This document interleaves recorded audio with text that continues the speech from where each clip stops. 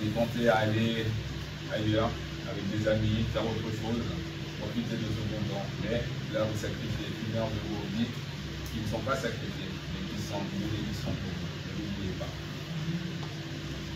Ce soir, Dieu me met à cœur de partager ce thème. Je l'ai intitulé « Méditer la parole pour vivre dans la volonté de Dieu ». Méditer la parole pour vivre dans la volonté de Dieu. Dieu, toute cette semaine, m'a mis à cœur la première partie de ce thème, méditer la parole. Chacun, comme on est là, on a une définition de méditer. Pour chacun, on a une représentation de ce mot méditer, la parole. Mais comme ce mot se répète plusieurs fois dans la Bible, peut-être que des fois, on n'est pas sûr de ce que ça veut dire. Et Dieu me met à cœur ce soir de pouvoir développer ce mot-là, développer ce mot méditer la parole. On a chacun notre définition en tête de méditer la parole. Maintenant, gardez-le et on va voir si c'est compatible à la parole de Dieu, à la définition de la Bible par rapport à cela. Qu'est-ce que méditer la parole? Le mot ici est aga, c'est en hébreu.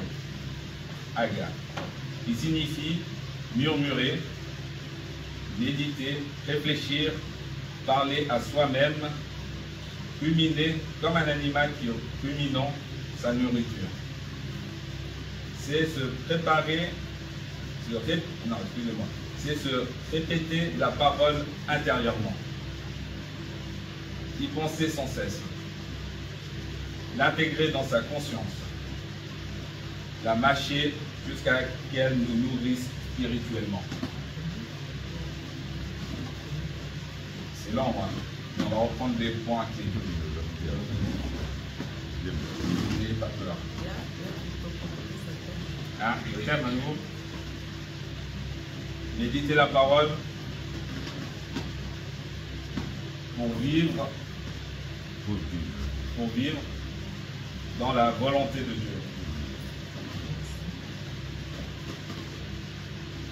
Donc revenons à méditer la parole. Qu'est-ce que ça veut dire? Comme on l'a lu, la définition elle est assez longue. Mais il y a des points importants qu'on peut relever. Réfléchir. Méditer, c'est réfléchir.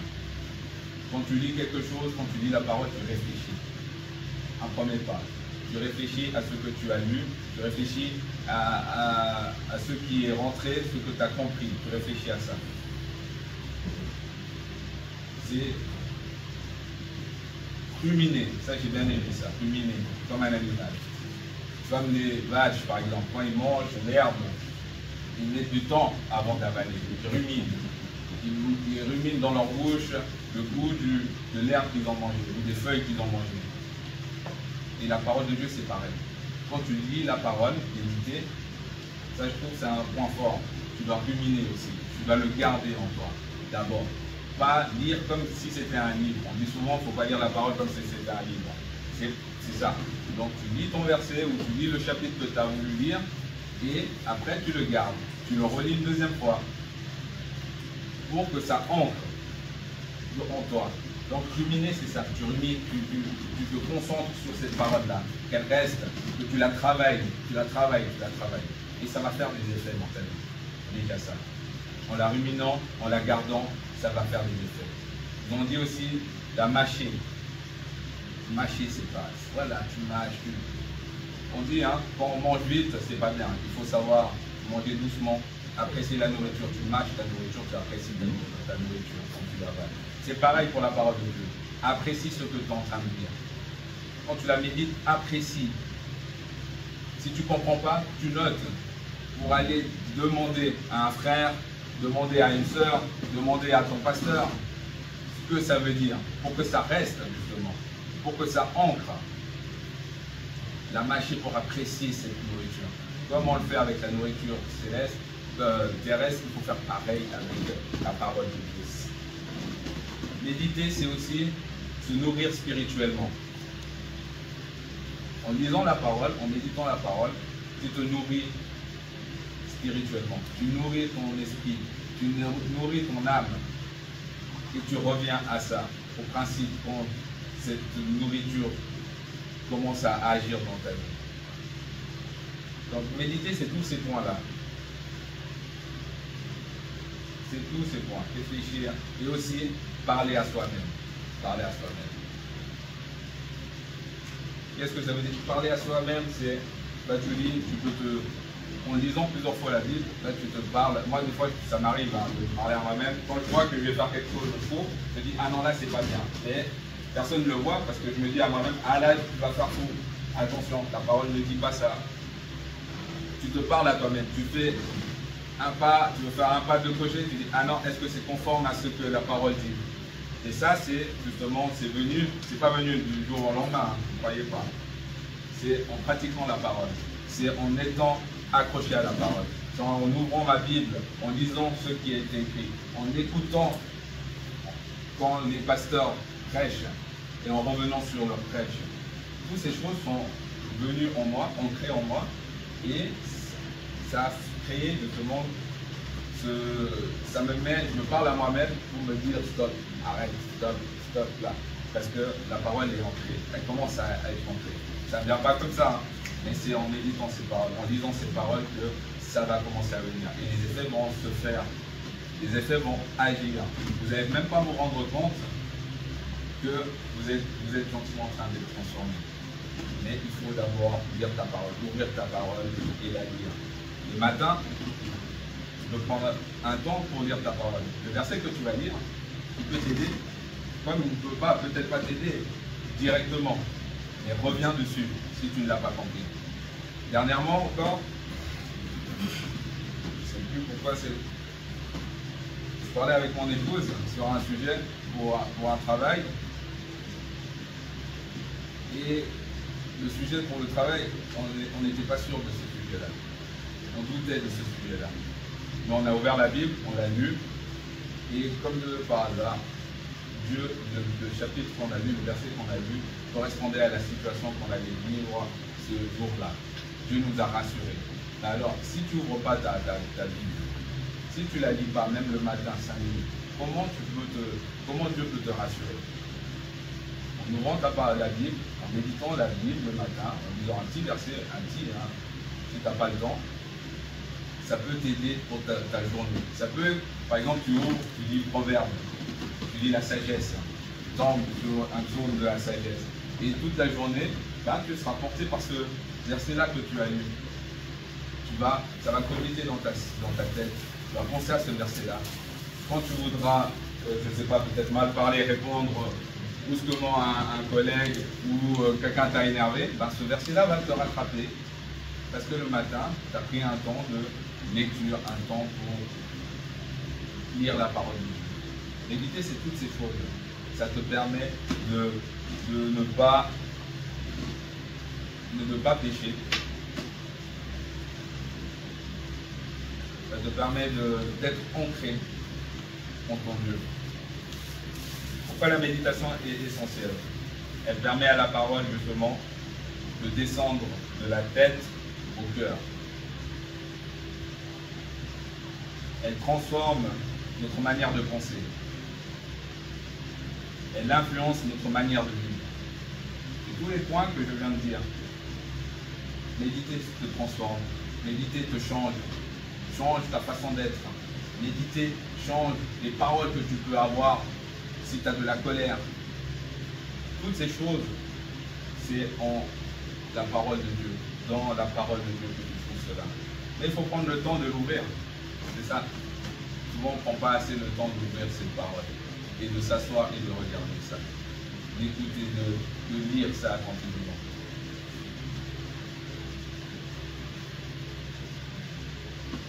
Pourquoi méditer la parole de Dieu est aussi importante? Pour connaître la volonté de Dieu. Pour connaître la volonté de Dieu. Cette parole que tu vas lire, voilà, il nous a laissé la parole de Dieu, il nous a laissé la Sainte Bible pour justement qu'on puisse avancer, pour qu'on ait des repères. Si tu ne prends pas de repères, comment tu pourras t'orienter? Si maintenant tu pars d'ici et tu vas aller à Paris, qu'est-ce que tu vas faire? Tu vas aller sur Internet, tu vas regarder le trajet. Maintenant, bon, maintenant on a le GPS, voilà, mais même, on a le GPS, c'est une intelligence artificielle. Mais il faut quand même mettre l'adresse juste où tu veux aller. Bah, sinon, il va t'amener tu vas aller à Paris, il va t'amener en Belgique, par exemple. C'est pareil. Dieu nous a laissé une carte, nous a laissé des écrits, nous a laissé des consignes. Et ces consignes, c'est où? C'est dans la parole de Dieu. Et comment tu peux accéder à cette parole de Dieu? C'est en ouvrant la Bible et en méditant sa parole. En soyant connectés, en étant connectés à Dieu, en cherchant sa présence, en cherchant son intelligence. C'est seulement comme ça que tu pourras avancer. Méditer, vraiment méditer, comme on l'a dit auparavant, c'est, ne l'oubliez pas, vous pouvez le noter, c'est réfléchir à la parole, c'est se nourrir, intégrer la parole en soi. Elle nourrit notre conscience, elle nourrit notre intelligence. De mâcher cette parole, méditer. Quand tu lis, intègre cela.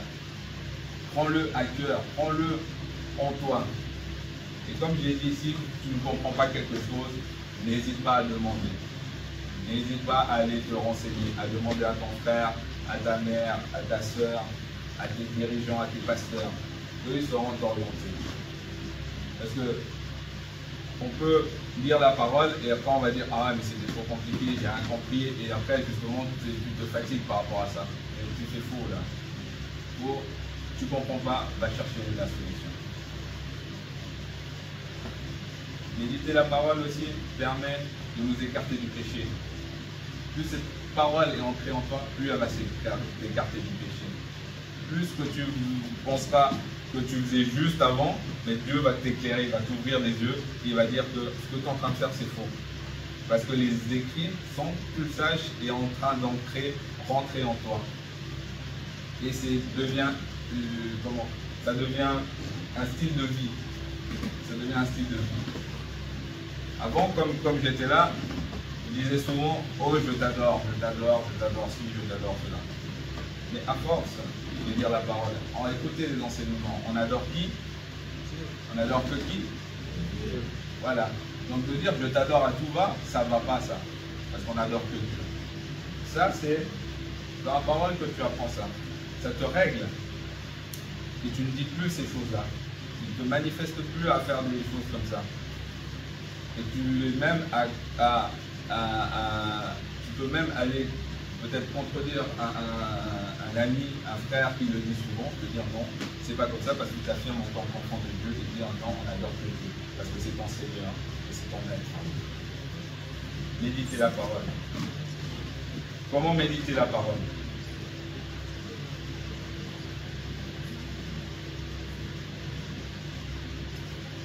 Comment méditer la parole? Avec répétition et murmure. Avec répétition, ça veut dire souvent, tout le temps, tu répètes, tout le temps tu ouvres ta parole, tu ouvres et tu lis, tout le temps tu prends un temps pour lire cette parole. Que ce livre de la loi, c'est dans 1 Josué, chapitre 1, verset 8. Que ce livre de la loi ne s'éloigne point de ta bouche. Médite-le jour et nuit, et c'est comme ça que tu réussiras dans tes entreprises. Justement, méditer comment? Plus tu vas lire cette Bible, plus tu vas réussir dans tes entreprises. Et c'est, selon Dieu, c'est comme ça, en méditant la parole. Là, Josué, on connaît l'histoire de Josué. Pourquoi il lui a dit ça? Il aurait pu lui dire, justement, que tu as une armée, tu vas conquérir la terre promise, la terre de Canaan, tu as des militaires, des stratégies militaires. Dieu aurait pu lui mettre tout cela en tête. Mais qu'est-ce qu'il lui a dit? Il lui a dit de méditer la parole, jour et nuit. Et c'est comme ça que tu vas réussir. Dieu te dit aujourd'hui aussi, médite-le jour et nuit. Et c'est comme ça que tu vas réussir dans tes entreprises. Dans ce que tu veux, c'est comme ça que tu vas réussir. En ouvrant cette parole-là. Parce que l'intelligence de Dieu est dans cette parole-là. Il a touché les cœurs de plusieurs enfants de Dieu, plusieurs prophètes, plusieurs personnes. Il a touché leur cœur, il leur a insufflé l'intelligence par l'esprit pour pouvoir créer cette Bible. Il ne faut pas douter de cette parole, parce que cette parole vient de Dieu. On trouve tout dans la parole de Dieu. On trouve tout. Tout ce que tu cherches dans ce monde, c'est écrit là-dedans. Mais il faut juste prendre le temps de la lire. Il faut juste prendre le temps de la lire et de la comprendre.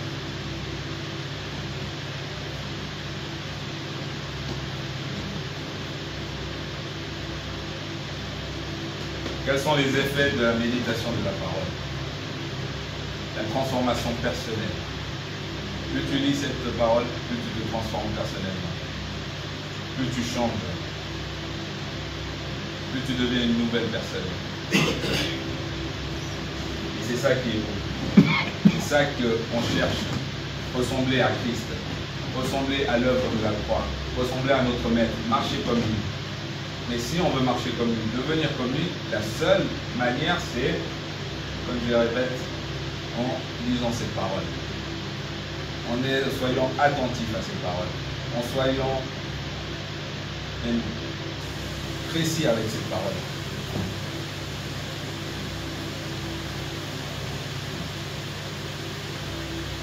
Comme je l'ai dit avant aussi, quels sont les effets de la méditation de cette parole? C'est le succès. J'ai dit avant, c'est le succès. Le succès est dans cette parole de Dieu. Alors médite-la. Regarde, prends le temps de la lire, prends le temps de la comprendre pour que tu réussisses.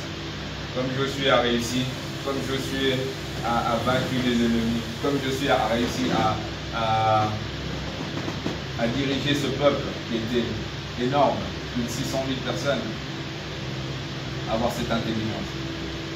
Dieu lui a donné juste cette clé-là, la parole de Dieu. Il lui a donné juste cette clé. Dieu te donne aussi cette clé aujourd'hui, pour que tu puisses avancer. Médite la parole de Dieu, c'est très important.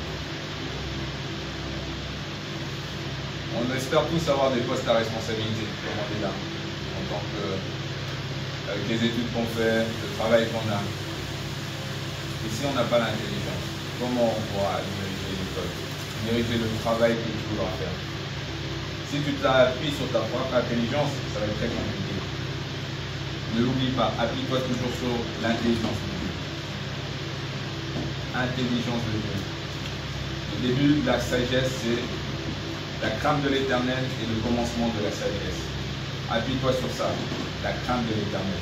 Et quand tu crains l'Éternel, là tu médites sa parole, tu es dedans, tu es là, et c'est comme ça que le jour où tu auras un poste à responsabilité, que tu vas réussir. Les gens ne vont pas comprendre, même si tu n'as pas d'expérience, tu auras ce poste et tu sauras diriger les personnes qui seront là. Mais accroche-toi à la parole.